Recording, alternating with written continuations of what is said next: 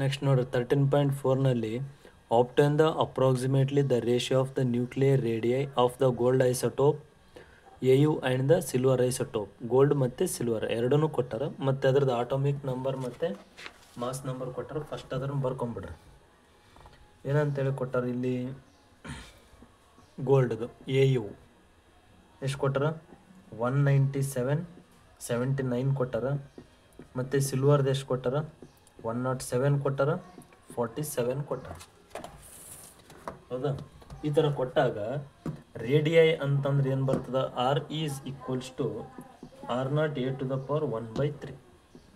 ಅಂದರೆ ಇದೇನಪ್ಪ ಅಂದರೆ it is directly proportional to a⁻1/3 ಅಂತೇಳಿ ಹೇಳ್ತೀವಿ ನಾವು. ಏನು ಇದರಲ್ಲಿ radii gold divided by radii silver is equals to RAU divided by RAG whole to the power 1/3. ಯಾಕಂದ್ರೆ ಇಲ್ಲಿ ಏನು ಕೊಟ್ಟರು, ಎ ದ ಪವರ್ ಏನೈತಿ 1/3 ಐತಿ, 1/3 ಅಪ್ಲೈ ಮಾಡ್ಕೋಬೇಕು ನಾವು.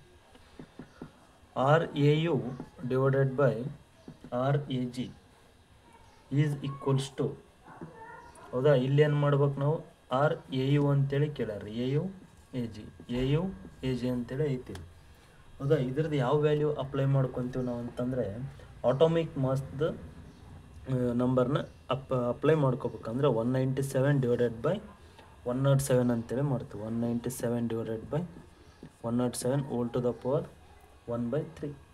ಈ ಮಾಡಿದಾಗ ಎಷ್ಟಾಗ್ತದೆ ಇದು ವ್ಯಾಲ್ಯೂ ಅಂದರೆ 1.84112 ಟು ದ ಪವರ್ 1/3 ಬರ್ತದೆ. ಏನು ಇದನ್ನ ಸಿಂಪ್ಲಿಫೈ ಮಾಡಿದಾಗ ಎಷ್ಟು ಬರ್ತೈತಂದರೆ, ಇದನ್ನ ಸಿಂಪ್ಲಿಫೈಡ್ ಮಾಡಿದಾಗ 1.2256 ಬರ್ತೈತೆ. This is the answer.